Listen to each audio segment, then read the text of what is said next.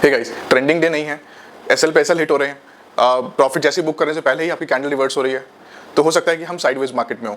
आज मैं आपको इस वीडियो में बताऊंगा कि साइडवेज मार्केट को कैसे आइडेंटिफाई करें, क्यों साइडवेज मार्केट रिस्की है ट्रेडर्स के लिए, और अगर ट्रेड करना ही है तो कैसे करें, और कुछ साइकोलॉजिकल डिसिप्लिन। चलिए वीडियो शुरू करते हैं। स्वागत है आपका मेरे चैनल सिद्धांत पे। मेरा नाम है यशवंत। इस चैनल पे हम फाइनेंस और मार्केट रिलेटेड बातें करते हैं। चलिए लेट्स स्टार्ट। सबसे पहले हार्श ट्रूथ कि साइडवेज मार्केट में एक ट्रेडर पैसा खोता ही क्यों है। सबसे पहली चीज, 65 to 75% of the days as per by NSC back data is non trending days.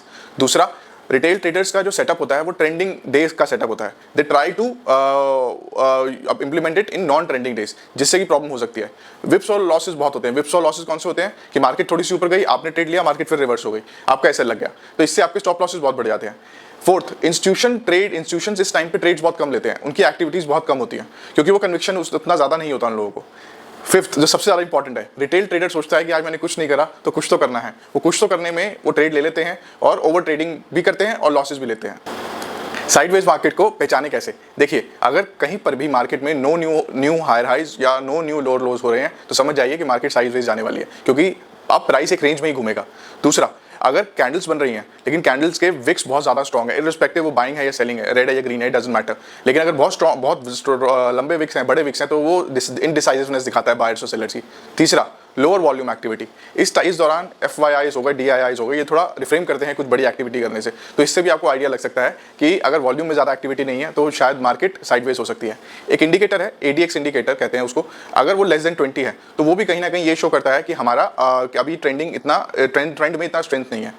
Lastly, अगर आपका प्राइस एक 21 EMA या 50 EMA के बीच में घूम रहा है तो समझ जाइए कि ये भी हो सकता है एक इंडिकेटर है जो साइडवेज मार्केट की तरफ साइन दे रहा है। नेक्स्ट मैं बात करूंगा कि क्यों साइडवेज मार्केट ट्रेडर्स के लिए मुश्किल होती है।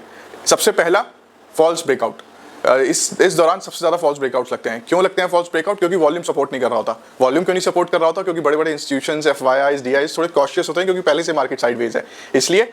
और इसके रिटर्न में आपको इमोशनल ड्रेनेज मिलता है। इमोशनल ड्रेनेज क्यों मिलता है? क्योंकि आप पूरा दिन टर्मिनल पे बैठे हैं, आपको ट्रेड नहीं मिल रहा, इससे आप इंपल्सिव होते हैं, आप अपनी स्ट्रैटेजी छोड़ते हैं और आप वो ट्रेड लेने की कोशिश करते हैं जो शायद आपका है नहीं।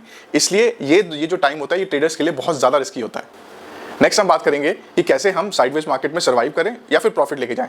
तो अगर आप रिटेल ट्रेडर हैं, 80% ऑफ द टाइम्स आप अवॉइड ही करें ट्रेड लेना। अगर आपके पास वो एक्सपीरियंस और स्किल नहीं है, अगर आप थोड़े से एक्सपीरियंस हैं या स्किल्ड हैं, तो आप सपोर्ट एंड रेजिस्टेंस वाले लेवल्स को मार्क करके आप ट्रेड ले सकते हैं, लेकिन छोटे small targets and early exits. Always remember, छोटे टारगेट और जल्दी निकलना। तीसरा, ऑप्शन सेलिंग, क्योंकि ये वो टाइम है जब वॉलेटिलिटी लो होती है और ऑप्शन का प्रीमियम बहुत जल्दी डिके होता है। But again, if you are skilled and experience, क्योंकि option selling is the field of unlimited risk. अब हम बात करते हैं साइकोलॉजिकल डिसिप्लिन की जो साइडवेज मार्केट में ट्रेडर का होना चाहिए। सबसे पहला कि फोमो से बचे, वो इस प्रेशर में ना आए कि आज पूरा दिन मैंने कोई ट्रेड नहीं लिया तो मुझे कुछ ट्रेड लेना है।